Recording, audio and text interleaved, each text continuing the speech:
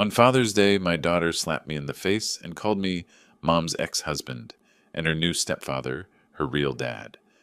Her betrayal tore apart 33 years of love, but one sentence from me made her cry and beg for forgiveness. Before we continue, please subscribe to the channel and write in the comments what time it is where you are now. The knife stopped mid-slice when I heard her tone. I'd been chopping carrots for my evening soup, the rhythmic thunking against the cutting board filling the quiet kitchen. Steam rose from the pot behind me, carrying the scent of chicken broth and thyme. Then the phone rang, cutting through my small domestic symphony like a blade. Agnes. My shoulders lifted instinctively. Maybe she was calling to chat, to ask about my day the way she used to, the way daughters should. Hi, Dad. Her voice carried that particular flatness I'd grown to dread. Look, I can come to this Father's Day thing of yours, but not for long. I set the knife down carefully, wiping my hands on the dish towel hanging from my belt loop. The steam from my soup suddenly felt suffocating. Of course, Agnes, I'd be happy to see you. I forced brightness into my voice the way I'd learned to do. Even if it's just for a little while? Right. Well, I'll probably drive over around noon on Sunday, but I can't stay past 3. I promised Mom and Eldon I'd help them with their garden party. Their garden party? Not our Father's Day. I stirred the soup with my free hand, watching the vegetables swirl in lazy circles. The wooden spoon felt heavier than it should.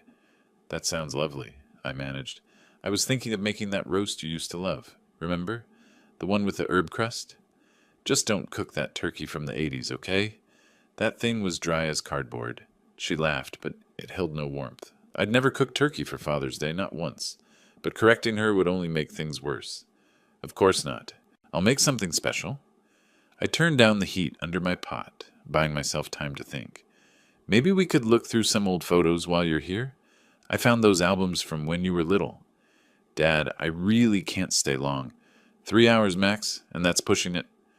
3 hours. After a year of missed calls and brief text messages, 3 hours was what I got.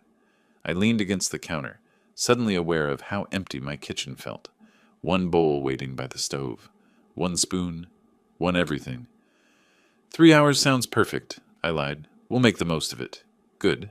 And Dad, maybe try to, I don't know, keep things light. I don't want to spend the whole time talking about your problems or whatever. My problems. As if missing my daughter was just another item on a list of complaints. I closed my eyes, counted to 3 the way my therapist had taught me. Absolutely. Just a nice, relaxing afternoon. Great. Okay, I need to go. Eldon's calling me for dinner. Eldon's calling. At 7:30 on a Thursday, she was having dinner with my ex-wife and her new husband, the man who'd somehow replaced me in every way that mattered. Give my regards to your mother, I said, though the words tasted bitter. Will do. See you Sunday, Dad. The line went dead before I could say goodbye. I stood there holding the phone, listening to the dial tone mix with the gentle bubbling from my stove. The carrots on my cutting board had begun to dry out at the edges, half-chopped, abandoned, just like everything else in my life seemed to be. The soup needed tending. I had dishes to wash, bills to sort, a dozen small tasks that filled my evenings. But for a long moment, I couldn't move. Just held that silent phone and stared at my reflection in the dark kitchen window. 3 hours. After everything we'd been, everything we'd shared, I got 3 hours. I finally set the phone down and turned back to my cutting board. The knife felt foreign in my grip now, heavier. But I kept chopping, measuring each slice with the precision I'd learned in 40 years of engineering. Some habits die hard, even when everything else falls apart. The soup would be ready in 20 minutes. I'd eat it alone, like always, while planning what to cook for a daughter who couldn't wait to leave. I abandoned the soup. The vegetables could overcook for all I cared. Agnes's voice still echoed in my kitchen, that casual dismissal cutting deeper than any outright rejection could have. I found myself walking to the living room, drawn by something I couldn't name. The photo albums sat on the bottom shelf of my bookcase, exactly where I'd left them after my last bout of masochistic nostalgia. My fingers traced the leather spine of the oldest one before pulling it free. Dust motes danced in the lamplight as I settled into my chair. 5 years ago, everything changed. Lost my job, then lost my family. The words rolled through my mind with practiced familiarity. I'd repeated them to therapists, to myself, to the empty walls of this house until they'd worn smooth as river stones. But tonight they felt sharp again, newly painful. I opened the album to a photo from 2019, our last real Christmas together. Lula wore the red sweater I'd bought her. Agnes had her arm around my shoulder, and we all looked genuinely happy. Before Eldon, before the engineering firm downsized me out of existence, before everything unraveled like a cheap sweater. The divorce papers were in the next room, filed away in my desk drawer, with all the other documents that marked the end of my old life. I could picture them without looking. Yellow legal paper, coffee stains from that terrible morning in the lawyer's office. My signature still bold and confident, even as my world crumbled. 60 years old when they let me go. Too old to start over, too young to retire. The severance lasted 8 months. 8 months of sending out resumes that disappeared into digital voids while I watched Lula's patience evaporate like morning dew. She'd started working late, book club meetings that ran past midnight, long phone calls she took in the other room, her voice taking on a tone I'd never heard before. Lighter, younger.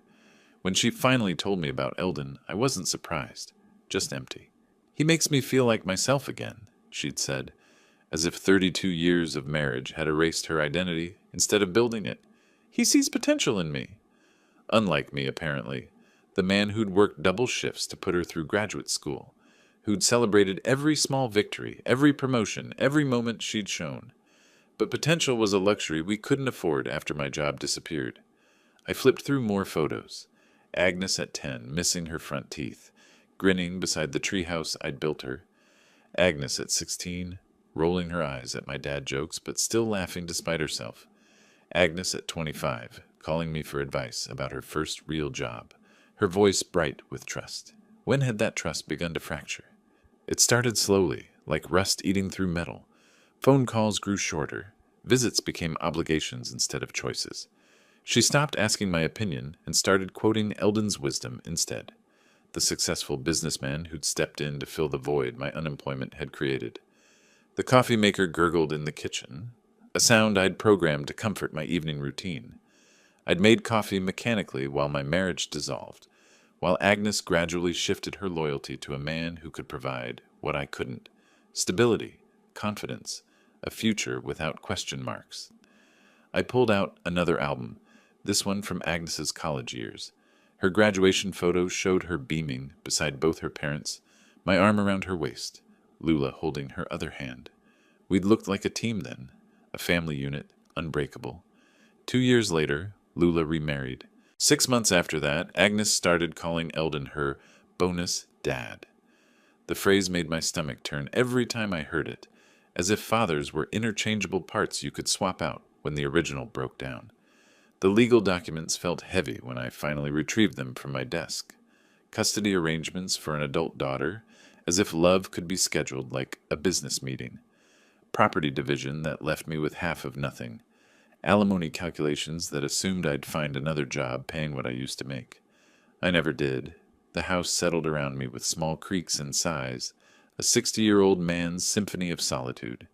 I spread the photographs across my coffee table like tarot cards, trying to read the future in faces that had once looked at me with unqualified love. One photo made me pause.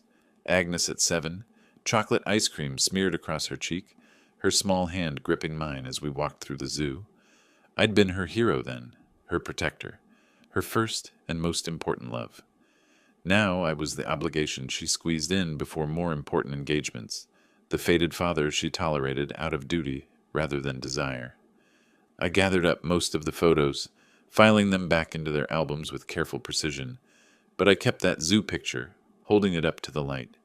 Agnes's gap-toothed grin looked back at me, trusting and pure and completely mine. 3 hours on Sunday. I'd take what I could get. The zoo picture trembled in my hands as I settled deeper into my chair. Agnes couldn't have been more than 7 in this shot. Chocolate ice cream smeared across her cheek like war paint. Her tiny fingers gripped mine with absolute trust, while we stood before the elephant enclosure. I remembered that day perfectly, how she'd gasped when the baby elephant trumpeted, how she'd insisted on riding my shoulders for the entire walk back to the car. "You're my superhero, Daddy," she declared that afternoon, her arms wrapped around my neck as I carried her through the parking lot. "You're the strongest man in the whole world. The strongest man." I almost laughed at the bitter irony. By the time she turned 12, she was defending me to classmates who mocked my ancient Honda. "My dad's car is vintage," she'd announce with fierce pride, chin jutted out like a tiny warrior. "It's got character." She'd inherited my stubborn streak, that refusal to back down when something mattered. High school brought different challenges, but she still came to me first. Boy troubles, college applications, career dreams. I was her sounding board, her trusted advisor. Even when Lula dismissed her ambitions as unrealistic, Agnes would find me in my workshop, perch on my tool bench, and lay out her hopes like blueprints. "You always believe in me, Dad," she'd said during one of those late-night conversations, "even when I don't believe in myself." I set down the photo and walked through the house, touching objects connected to those memories. The kitchen table where she'd done homework while I cooked dinner. The living room corner where she'd practiced violin, torturing our ears with squeaky scales until the music finally emerged, pure and sweet. In my bedroom closet, I found the shoebox full of Father's Day cards she'd made me over the years, construction paper hearts in primary colors, childish handwriting that declared me the best dad ever in crayon block letters. Each one was signed with elaborate flourishes, as if her 7-year-old signature carried the weight of a royal decree. She used to call me her hero. What happened to that little girl? The answer lurked in my more recent memories, the ones I tried not to examine too closely. Agnes at 28, comparing my advice unfavorably to something Eldon had said. Agnes at 30, asking me to contribute to her down payment, but mentioning that Eldon had already covered most of it. Agnes at 32, the first time she'd referred to him as more like a real father. That phrase had hit me like a physical blow. I'd raised her from age 2, when Lula and I adopted her from the foster system, taught her to ride a bike, attended every school play, stayed up nights when she had fever or nightmares or teenage heartbreak. But somehow, in 3 short years, a man who'd bought his way into our lives had become more real than the father who'd loved her unconditionally for 3 decades. The kitchen timer chimed from the other room, my abandoned soup, probably ruined by now. But I couldn't bring myself to care. I was lost in the systematic destruction of everything I'd thought permanent. Eldon had resources I'd never possessed. Money for elaborate vacations, connections for career advancement, the kind of social confidence that came from never doubting your place in the world. When Agnes graduated with her MBA, he'd thrown her a party at his country club. When she got promoted, he'd taken her to celebrate at restaurants I couldn't pronounce, let alone afford. I'd offered what I could, homemade dinners, long walks, the kind of steady presence that doesn't photograph well for social media. But steady presence couldn't compete with wine tours in Tuscany or networking events with industry leaders. The change accelerated after my job loss. Agnes's phone calls became shorter, her visits more perfunctory. She'd arrive for obligatory holiday dinners and spend the time texting, fielding calls from her bonus family about more exciting plans. I became the warm-up act before the main event. Now I was planning Sunday's menu with the desperate precision of a man running out of chances. Her old favorites, garlic mashed potatoes, green bean casserole, the chocolate chip cookies she used to help me bake. Maybe familiar tastes would trigger familiar feelings, remind her of who we used to be together. I'd pulled out the good china, the set Lula had left behind, set 2 places at the dining room table like an optimist or a fool. I wasn't sure which. 3 hours. In 3 hours, I'd try to compress 33 years of fatherhood into something Agnes might actually remember fondly. The grandfather clock in the hallway chimed 10:30. I should go to bed, get some sleep before facing my weekend of desperate hope. But I knew rest wouldn't come easily tonight. I turned off the lamp, zoo picture still clutched in my hand, and headed for the stairs. Agnes's room waited at the end of the hall, exactly as she'd left it 5 years ago.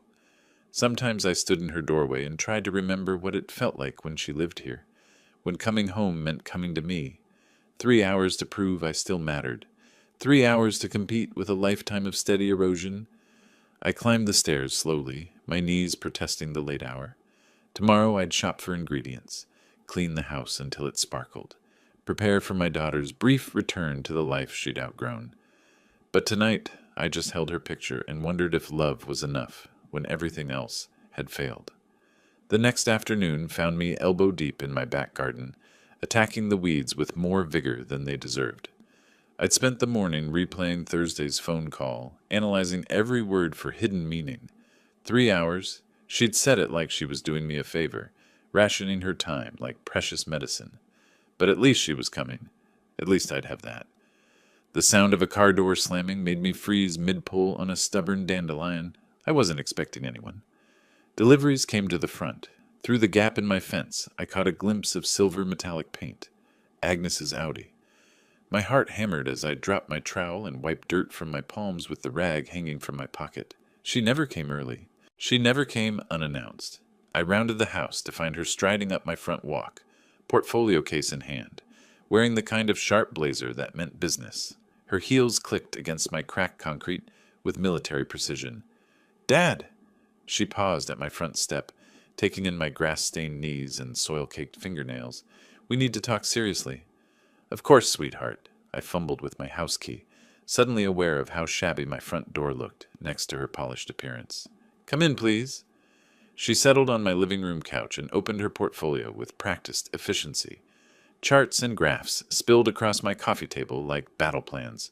Her eyes sparked with an excitement I hadn't seen in years. "I've been developing something incredible, Dad. A digital marketing consultancy for small businesses." She pointed to a colorful pie chart. "The market is completely underserved. Mom and pop shops, local services, family restaurants, they're all struggling with online presence."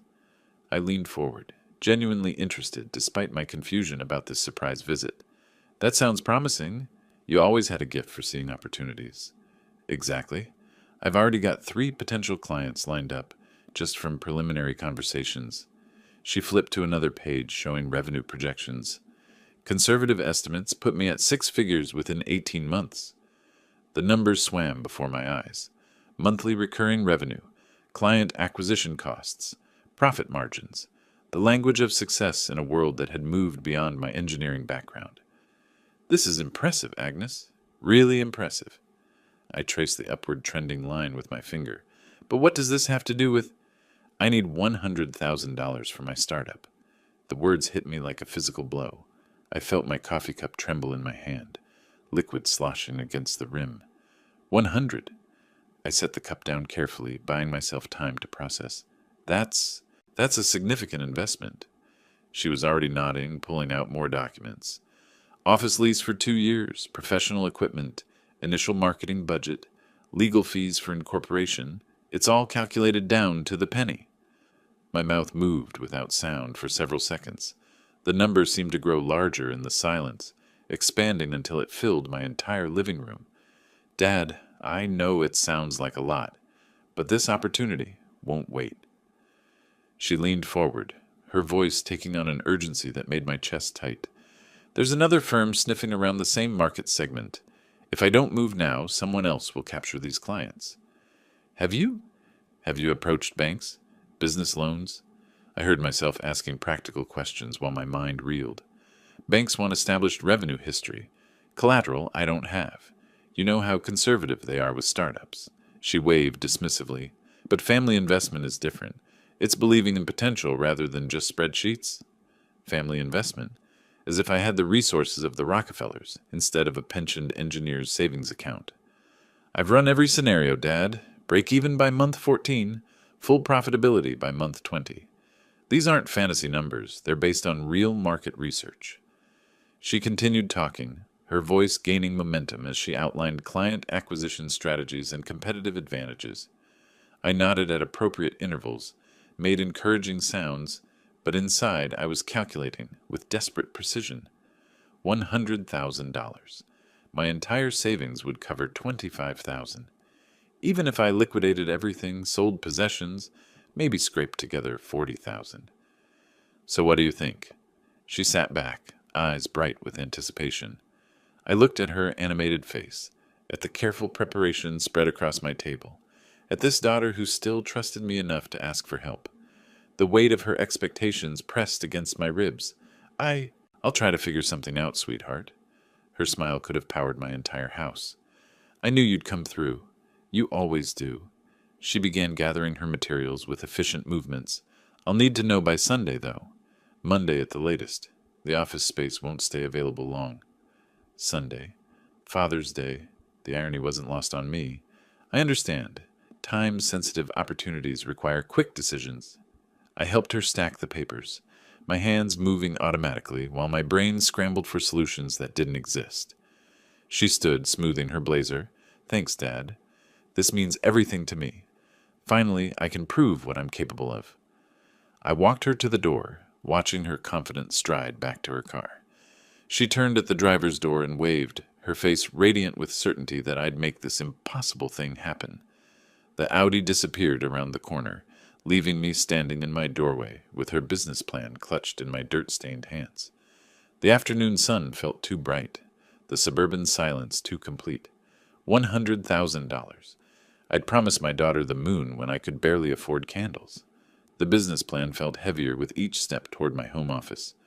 I closed the front door and walked directly down the hallway, past family photos that seemed to mock me with their frozen moments of financial security. My office was really just the smallest bedroom, converted after the divorce when I couldn't afford to keep the larger house. The wooden desk creaked as I settled into my chair, spreading Agnes's documents beside my outdated computer. While it booted up with mechanical wheezing, I pulled out my reading glasses and opened the filing cabinet labeled Banking. 25,000, that's everything I have.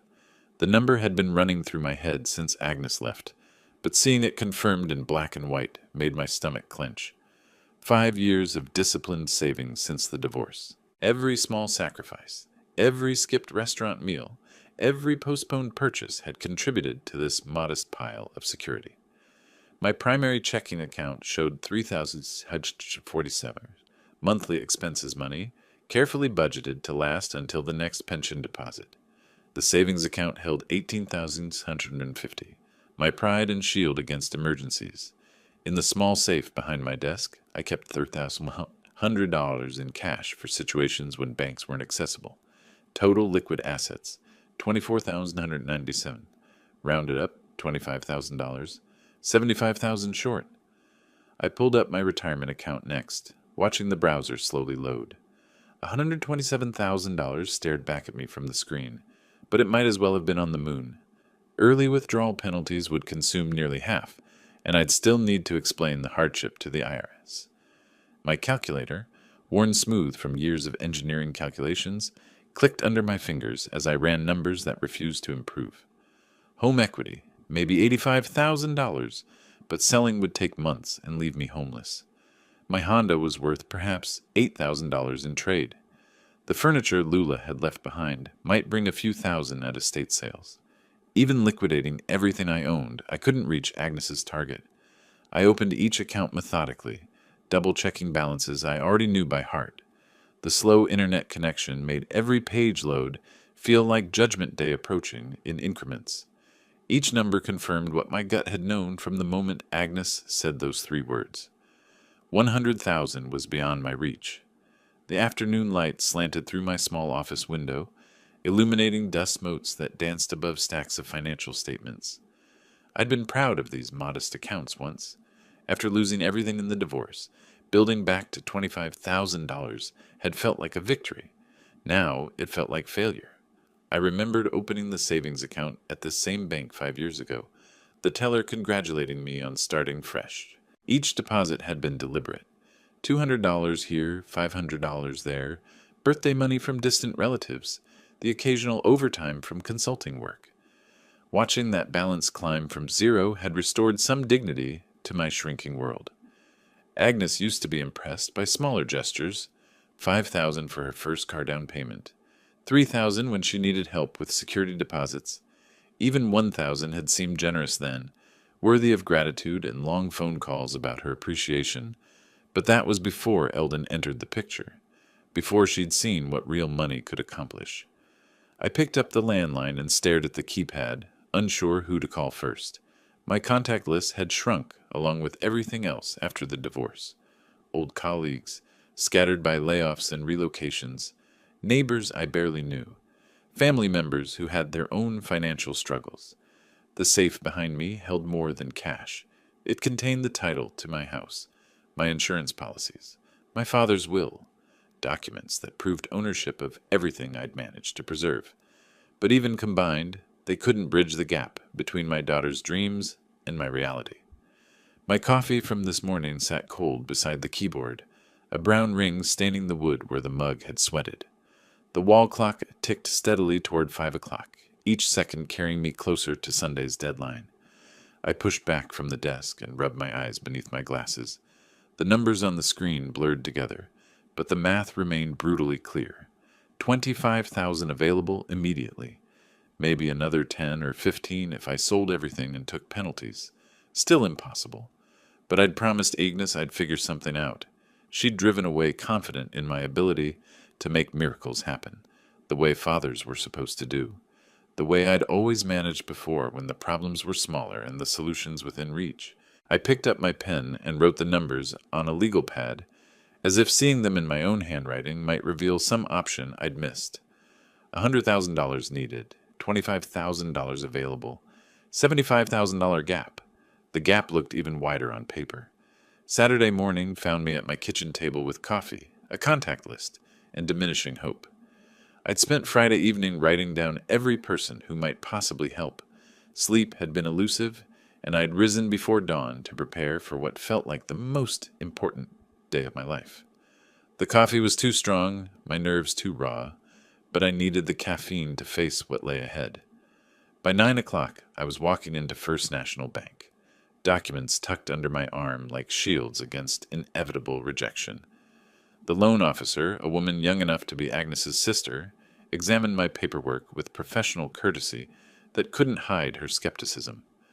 Unfortunately, Mr. Cruz, your credit rating is adequate, but not exceptional. She slid my credit report across her desk, and without steady employment income, unsecured loans of this magnitude are extremely difficult to approve. I'd known this was likely, but hearing it confirmed felt like a punch to the chest. What about a home equity line of credit? That's possible, but the application process typically takes 4 to 6 weeks. Even expedited processing requires 3 weeks minimum. She consulted her computer screen. Plus, we'd need a current home appraisal, income verification, and debt-to-income calculations.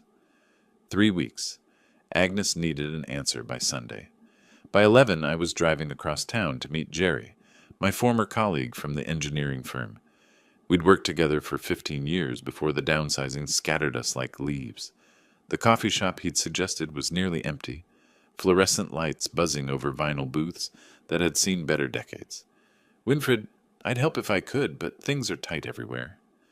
Jerry stirred his coffee nervously, avoiding eye contact. Sarah's medical bills from last year wiped out most of our savings. I might be able to manage 2,000, maybe 3 if I push it. 2,000. I thanked him and meant it, but the number felt like trying to fill the ocean with a teaspoon. The drive to Mike's house took 40 minutes through suburban streets that all looked like my own, modest homes occupied by people making modest livings. Mike had been my college roommate, the best man at my wedding to Lula. If anyone would understand, it would be him. His living room was comfortable but not lavish, family photos showing grandchildren I'd never met. We'd lost touch after the divorce, the way friendships sometimes do when life reshuffles the deck. 5,000, he said after I'd explained Agnes's situation. That's what I can realistically manage, but I'd need 2 weeks to liquidate some investments without taking a major hit. 2 weeks. Another impossible timeline in a day full of them. I wish I could do more, Winfred. That's a hell of a lot of money to raise quickly. He walked me to his car, shaking his head. Have you considered that maybe she should start smaller? Work her way up to something that ambitious? But Agnes wasn't thinking small. She was thinking like Eldon had taught her. Big dreams, aggressive timelines, success measured in 6 figures, rather than careful increments. The antique shop sat on a corner I'd driven past thousands of times without really seeing. Inside, the air smelled of dust and other people's abandoned treasures. The owner, a thin man with wire-rimmed glasses, examined Lula's jewelry box with professional detachment. The pearls are cultured, not natural, maybe 400. He set them aside and picked up my father's watch collection. These Timexes from the 70s might bring 600 if the mechanisms still work. I'd hoped for thousands. He was offering hundreds. The wedding china set brought the most interest, nearly 2,000 if sold as a complete service for 12. But holding those plates, I could see Lula arranging them for our first Thanksgiving as married couples. Some prices were too high to pay. Total everything here. Maybe 5,000 if you're patient and wait for the right buyers. He gestured around his crowded shop. But if you need quick cash, immediate sale value would be closer to 3. I drove home in early evening light, adding and re-adding numbers that refused to improve. Jerry's possible 2,000, Mike's 5,000 in 2 weeks, antique sales of maybe 5,000 more. Even the maximum scenarios left me $40,000 short. My driveway had never looked so much like a dead end. I sat in my car for several minutes, calculator in hand, running the numbers one final time.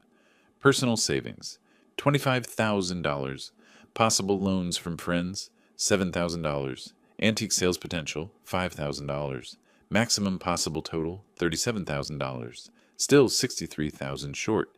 The mathematical reality was inescapable. I could liquidate everything I owned, call in every favor, sell every possession, and still fall dramatically short of Agnes's needs. My house looked smaller as I walked slowly toward the front door, weighted down by the knowledge that tomorrow I'd have to disappoint the person who mattered most to me. The business plan waited on my coffee table where I'd left it, full of charts and projections that assumed her father could work miracles. But miracles, it turned out, required resources I'd never possessed. The sleepless night had been filled with rehearsing how to tell Agnes the truth about the money. I'd prepared a simple Father's Day lunch, hoping against hope she'd understand when I explained my limitations. The turkey was carved, the table set for 2 with my best china, everything arranged to soften the blow of my financial failure. When the doorbell rang at exactly noon, I wiped my hands on the kitchen towel and walked toward the front door with a forced smile. At least I'd have 3 hours to explain everything properly. I opened the door, expecting my daughter. 3 figures stood on my doorstep. My hand gripped the doorframe as reality shifted beneath my feet. Agnes beamed at me from the center, but flanking her like bookends were Lula and Eldon. My ex-wife looked uncomfortable, avoiding direct eye contact. The man who'd replaced me in every way that mattered stood surveying my property with undisguised interest. "Surprise, Dad! I brought Mom and Eldon." The words hit me like cold water. I stumbled backward a step, my carefully planned day dissolving into nightmare. "Hi, Winfred." Lula's voice carried forced cheerfulness. "I hope you don't mind." Eldon stepped forward without invitation, his gaze sweeping across my modest front hallway. "Interesting little place. Very cozy. Cozy. The way you describe a child's playhouse or a quaint bed and breakfast. Not a grown man's home." "Of course not," I heard myself saying, muscle memory of politeness overriding shock. "Please come in." They filed past me into my living room, and suddenly the space I'd thought adequate felt cramped. Eldon moved with the confidence of ownership, touching the spine of a book, adjusting a picture frame, settling into my usual armchair as if he belonged there. Agnes twirled in the center of the room, arms spread wide. "Isn't this perfect? All my family together for Father's Day?" All her family. The phrase cut deeper than intended. Lula perched on the edge of the sofa, her purse clutched in her lap like armor. "Your father's made this place very nice, Agnes. Very comfortable." Another diminishing adjective. Comfortable furniture was what you settled for when you couldn't afford beautiful. "I thought this would be good for everyone," Agnes continued, oblivious to the tension crackling through the room. "You know, family bonding, getting to know each other better." Getting to know each other, as if Eldon and I were strangers rather than competitors for her affection. I rushed to the kitchen, calculating frantically. The turkey might stretch to feed 4 if I carved it thin. There were enough vegetables, barely. I pulled additional plates from the cabinet with shaking hands.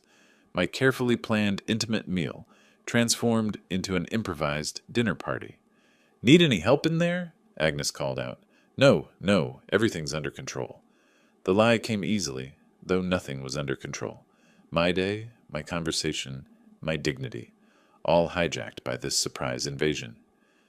Through the kitchen doorway, I watched Eldon examine my bookshelf, pulling out volumes and reading the spines with the thoroughness of an appraiser.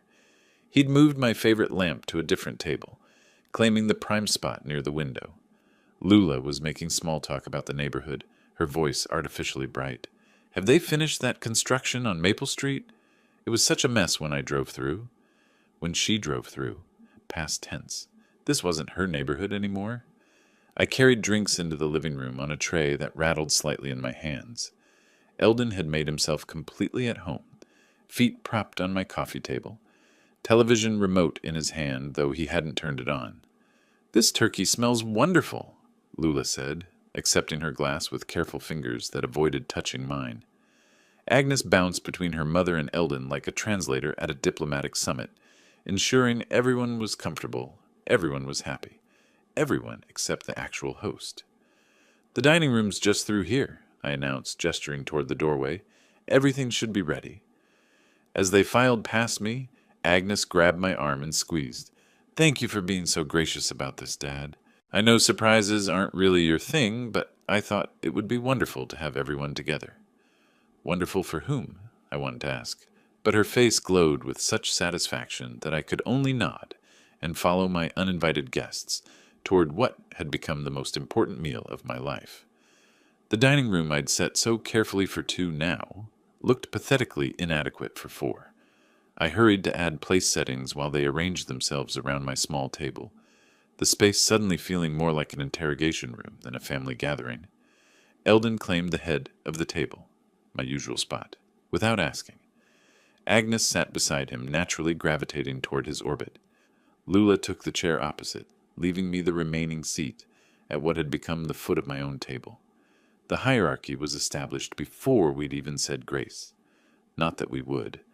I'd learned years ago not to suggest anything that might make my ex-wife's new husband uncomfortable. The moment we stepped onto the back patio, I turned to face her. Inside, Lula's voice drifted through the open kitchen window, making polite observations about my flower beds. Eldon's deeper tones rumbled in response, already claiming expertise about landscaping choices I'd made alone. "Why did you bring them here, Agnes?" She crossed her arms defensively, that familiar gesture from her teenage years when caught in something she couldn't quite justify. "Eldon wanted to see your house. Mom did too." This was supposed to be our day, our time together. I kept my voice low, aware that sound carried easily between my small rooms. 3 hours, remember? That's all you could spare." I thought this would be better, her chin lifted with practiced defiance. More meaningful, like a real family gathering instead of just obligation. Obligation. The word hung between us like smoke. I walked deeper into the garden, away from the windows where our audience might overhear. Agnes followed, her heels clicking against the stone path I'd laid myself 5 years ago. "You planned this?" It wasn't a question. The surprise, bringing them both. This wasn't spontaneous. She fidgeted with her earring, a tell that remained from childhood. "Eldon thought it would be good for everyone to spend time together. You know, blended family bonding." Blended family. Another phrase that erased my singular importance in her life. "What did you tell them about our conversation yesterday?" I pressed. "About your business plans?" "Nothing yet." She glanced toward the house, checking that we weren't being observed. "I wanted today to go well first. You know how Mom gets about business talk." Relief flooded through me, followed immediately by fresh dread. If she hadn't mentioned the money yet, that conversation was still coming, with an audience. "Agnes, about what we discussed yesterday." "We can talk about that later, Dad. Right now, I just want everyone to get along." She checked her watch, an expensive piece I didn't recognize. "Besides, there's plenty of time to work out the details." Work out the details. As if my financial impossibility were merely a scheduling conflict. A burst of laughter came from inside, Eldon's voice, rich with amusement at some observation I couldn't hear. Agnes smiled reflexively at the sound. "He's really trying, you know," she said. "This isn't easy for him either, coming to to your house." His what? Wife's ex-husband's house? Territory he'd already conquered? The pause revealed more than any completed sentence could have. I appreciate the effort, I lied. But next time, perhaps a little warning would be. There won't be a next time if today goes badly. Her tone shifted, becoming sharper. I'm trying to build something here, Dad. Something that works for everyone. But that requires flexibility. From all parties. All parties. I was a party to negotiations in my own life. I thought you'd be happy, she continued, warming to her theme. Having your whole family here for Father's Day. Isn't that what fathers want? Their children surrounded by people who love them? People who love them. The category apparently now included Eldon. Through the window, I could see him examining my kitchen cabinets, opening doors to check the contents. Lula hovered nearby, torn between stopping him and avoiding conflict. He was mapping my domestic territory with the thoroughness of a general planning occupation. Your phone's buzzing, Agnes said, nodding toward my pocket. I pulled it out, expecting some robocall or neighborhood notification. Instead, I found 3 missed calls from Jerry, the colleague who'd offered to help with loans. My heart hammered as I realized what this might mean. I should take this, I mumbled, but Agnes was already walking back toward the house. Don't be long, she called over her shoulder. Lunch is getting cold, and Eldon hates cold food. Eldon hates cold food. In my house, my preferences had become secondary to those of a man who'd invited himself to my table. I followed her toward the back door, phone heavy in my pocket. Whatever Jerry had to say would have to wait. Right now, I had to return to my own dining room and play gracious host to the people who were systematically dismantling my relationship with my daughter. But as we approached the house, Agnes turned back one more time. I really hope this works out, Dad, for everyone's sake.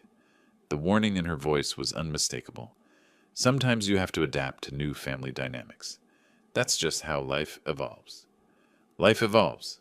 My role had evolved from father to supporting cast member in my daughter's expanding family drama. The voices inside grew louder as we reached the door. Eldon was holding court about something, his voice carrying the authority of a man accustomed to being heard. Lula laughed at appropriate intervals, playing her part in this performance. I was about to rejoin them and discover exactly how far my evolution had progressed. Agnes pushed through the back door with cheerful energy. Lunch is ready, everyone! I followed her inside, noting how naturally she'd assumed the role of co-host in my own home.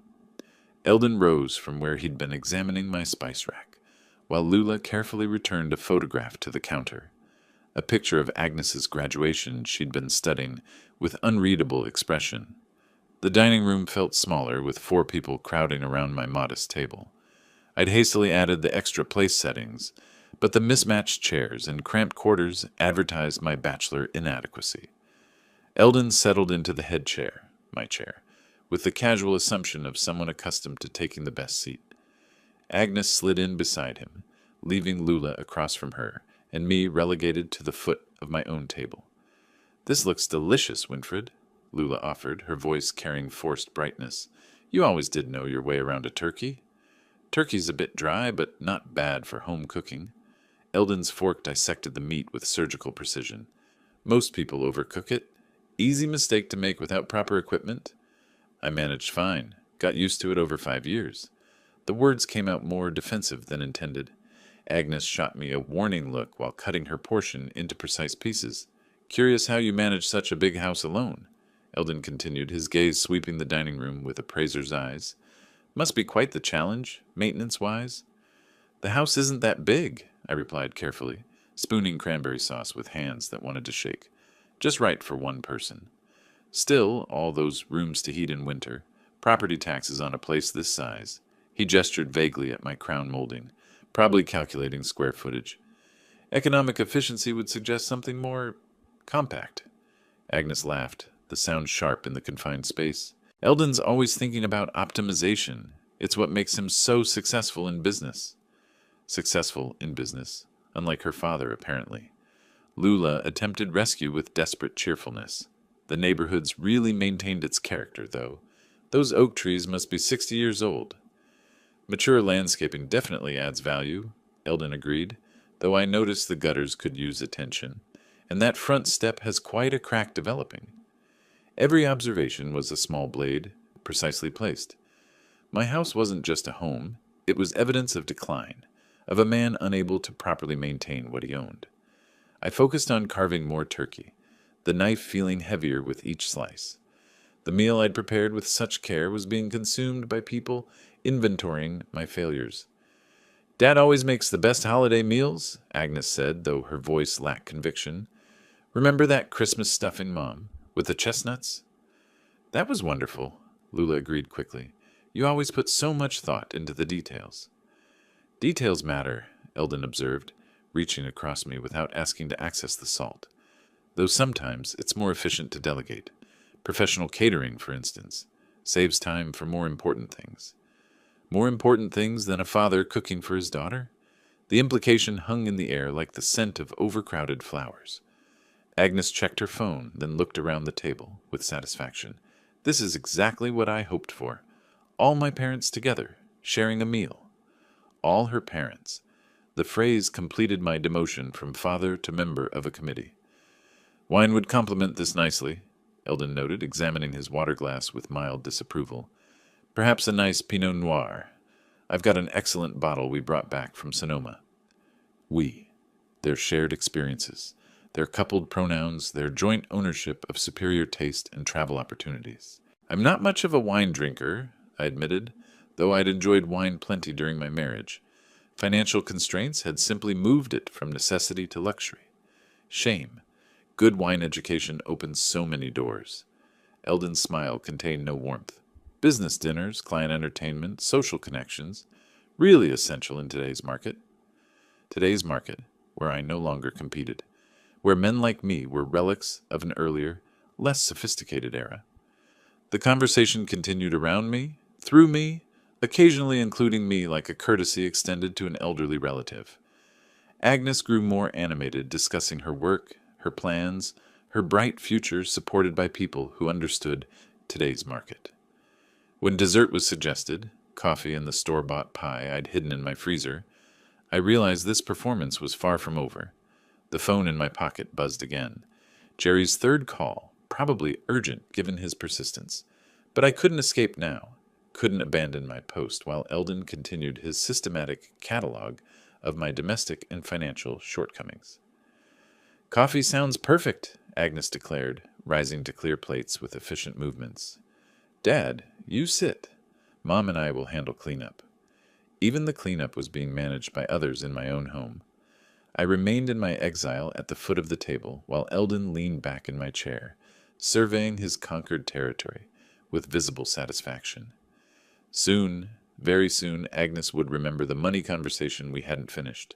And when that moment came, I'd have to confess my failure in front of the man who'd already replaced me in every other way that mattered. Coffee cups sat empty around the table as Agnes checked her watch with visible satisfaction. "We should stay a bit longer," she announced, settling back into her chair beside Eldon. "Make this a real family afternoon." The meaningful glance she exchanged with him sent ice through my veins. This wasn't spontaneous hospitality. It was orchestrated timing for something I couldn't yet see coming.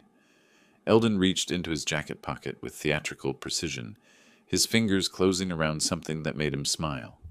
The gesture had the weight of ceremony, like a magician preparing his finale. "Actually, Agnes, before we get too comfortable—" He withdrew a folded check with flourish, worthy of a game show host. "I have something for you." The paper made a crisp sound as he placed it on my table, right beside the coffee stain that was slowly spreading across the wood. Even upside down, I could see the amount clearly written in his confident handwriting. $100,000. "Agnes, here's a check for $100,000 for your startup." Her gasp was genuine, hands flying to cover her mouth in surprise. She hadn't known. Whatever game was being played here, she hadn't coordinated this move with him.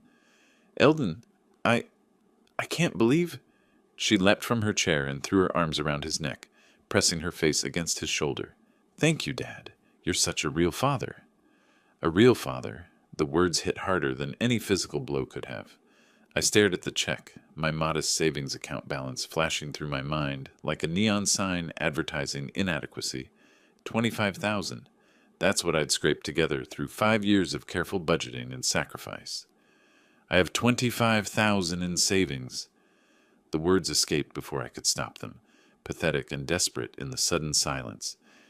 Agnes spun toward me, her face transforming from joy to something I'd never seen before. Pure contempt mixed with years of accumulated disappointment, all focused on my trembling voice. 25,000, she laughed, but the sound contained no humor. That's it? That's what 33 years of fatherhood gets me? I tried to explain about the banks, the friends I'd contacted, the antiques I'd priced, but she was already moving toward me with frightening intensity. You never loved me. The accusation exploded from her like a physical force. All these years, I thought you cared, but you can't even manage what Eldon does without thinking twice. Agnes, sweetheart, that's not. Eldon is my real father. He proves it every day while you sit in this sad little house counting pennies. The slap came so fast I barely saw her hand move. The sharp crack echoed through my small dining room like a gunshot, followed by the immediate sting across my cheek and the metallic taste of blood where my tooth cut my lip. The silence that followed was complete. Even the old house seemed to hold its breath. Lula gasped, her hand flying to her mouth in horror. Eldon sat frozen in his chair, apparently shocked that his demonstration of superiority had triggered violence. Agnes stood over me, her chest heaving with righteous anger, her palms still tingling from impact. I remained seated, my head turned from the blow, feeling the heat spread across my cheek. The coffee cup had overturned when I flinched, adding brown liquid to the growing stain on my tablecloth. Such a small detail to notice in a moment that changed everything. Slowly, carefully, I reached for my napkin and dabbed at the blood on my lip. The white fabric came away stained red, evidence of my daughter's final rejection. 33 years of bedtime stories, scraped knee bandages, proud moments at school plays and graduations, all dismissed with one violent gesture. But as I sat there tasting blood and feeling the burn across my face, something shifted inside me. The blow had been meant to finish me, to demonstrate my complete irrelevance in her life. Instead, it had freed me from the last constraint holding back my final weapon. I stood slowly, my full height restored despite the physical assault. Agnes remained defiant before me, still convinced she held all the power. Eldon watched from his stolen position at my table, his satisfaction tempered by discomfort at the violence he'd instigated. Lula stared at her daughter with dawning horror, as if seeing a stranger wearing Agnes's face. The check lay forgotten on my table, its zeros meaningless now, because I held something worth far more than money, the truth that would change everything Agnes thought she knew about love, family, and what it meant to be a real father. I wiped the blood from my lip with deliberate precision, each movement calculated to reclaim the dignity stolen by that slap. The dining room held its breath. Agnes stood before me in triumphant rage, certain she'd delivered the killing blow to our relationship. Eldon remained seated in my chair, his earlier confidence flickering as the violence registered. Lula watched her daughter with growing horror, finally seeing the cruelty beneath the polished exterior. I straightened to my full height and looked directly at Agnes, my voice steady despite the metallic taste in my mouth. "You're right, Agnes. I'm not your real father." The words hung in the air like smoke from an explosion. Agnes's defiant expression wavered, confusion replacing righteous anger. What? What do you mean?" I let the silence stretch, watching understanding begin to dawn in her eyes. 33 years of deception were about to crumble in the space of a few sentences. "We took you from the orphanage when you were 2 years old." Her face went white. The hand that had struck me moments before now trembled against her chest. "That's not possible." Her voice cracked on each word. "You're lying. Mom, tell him he's lying." Lula's tears had already begun, streaming down her cheeks as she shook her head slowly. "It's true, sweetheart. We wanted to tell you, but the years kept passing and it never seemed like the right time." Agnes's legs gave way. She groped blindly for her chair, missing it entirely and stumbling backward until she hit the wall. The sound of her body against the plaster echoed through the room. 2 years old?" she whispered. "I've been all this time. I never—" "Your birth parents couldn't care for you," I continued, my engineer's precision serving me well in this moment of ultimate revelation. Social services placed you with us for adoption. We loved you from the first moment we saw you. Scared, tiny, clinging to a stuffed rabbit that had seen better days. Eldon's smug expression had completely evaporated. He sat motionless in my chair, finally understanding he'd inserted himself into a family dynamic far more complex than he'd imagined. For 33 years, I've been your father by choice, not biology. My voice grew stronger with each word.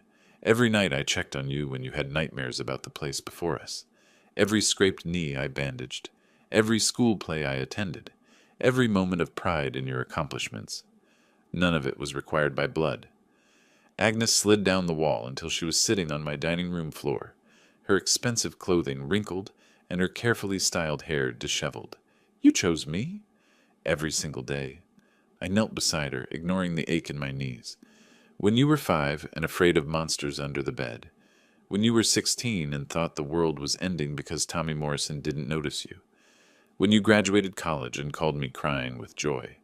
Every day I chose to be your father. She looked up at me through tears that had replaced her earlier fury. But Eldon, he gave me the money. Money. I gestured toward the forgotten check on my table. He gave you money. I gave you a life, a name, a family, an identity. I gave you 33 years of loving a child who wasn't mine by any definition except the ones that matter. Lula moved closer, her own tears falling freely. We thought about telling you so many times, especially after the divorce, but you were already struggling with the family changes, and we didn't want to add another trauma. Eldon finally found his voice, though it lacked its earlier authority. I didn't know. Agnes never mentioned. Because she didn't know, I said simply. No one outside this family knew except the lawyers and social workers, and they're bound by confidentiality. As far as the world was concerned, Agnes was our biological daughter. Agnes reached up with shaking fingers to touch the red mark her slap had left on my cheek. You let me hit you. You let me call you a failure. Say you weren't my real father. Because I wanted you to understand the difference between real fatherhood and biological accident. I caught her hand gently. Eldon became your mother's husband and gained you as part of the package. I chose you before I ever met you, sight unseen, just because you needed a family. The check rustled in the air conditioning, a sound that seemed absurdly loud in our small circle of revelation. All of Eldon's money, all his displays of material superiority, meant nothing in the face of 3 decades of chosen love. Agnes stared at me with new eyes, seeing perhaps for the first time the man who had fought to adopt her, who had loved her without obligation, who had sacrificed and saved and worried and celebrated every milestone of a life he'd chosen to nurture. I struck the man who saved me from an orphanage, she whispered, the full weight of her actions finally settling on her shoulders. Agnes remained on my dining room floor for several minutes, her sobs the only sound breaking the heavy silence. I stayed kneeling beside her while she processed 33 years of her life through this new lens. Lula hovered nearby, maternal instincts warring with uncertainty about how to comfort a daughter whose world had just shattered. Even Eldon sat quietly, his earlier dominance completely deflated. Finally, Agnes lifted her tear-streaked face to mine. All those years. You never told me I wasn't your blood, but you loved me anyway. You were never not my blood, I corrected gently. You became my blood the moment I signed those adoption papers. Biology is just the starting point. Love is what makes family. She struggled to her knees, then reached up to touch the mark her hand had left on my cheek with trembling fingers. Oh my, what have I done? Forgive me, Dad. The word Dad sounded different now, weighted with new understanding rather than casual dismissal. You loved me without knowing I wasn't your blood, she continued, her voice breaking with each word. You chose me when my real parents couldn't. You saved me from whatever would have happened if I'd stayed in that system. I helped her to her feet, my old knees protesting, but my heart lighter than it had been in years. You've always been my daughter, Agnes. Always. She threw her arms around me with desperate intensity, the embrace of someone who had nearly lost everything precious and only just realized its value. I'm so sorry. I compared you to him like money was love. like providing was the same as caring. Over her shoulder, I could see Eldon sitting motionless in my chair, the check still visible on my table but forgotten by everyone in the room. All his wealth, all his displays of superiority, couldn't compete with the bond forged through 3 decades of chosen devotion. "Can you forgive me?" Agnes whispered against my shoulder. "For hitting you? For saying such terrible things? For not seeing what you really gave me?"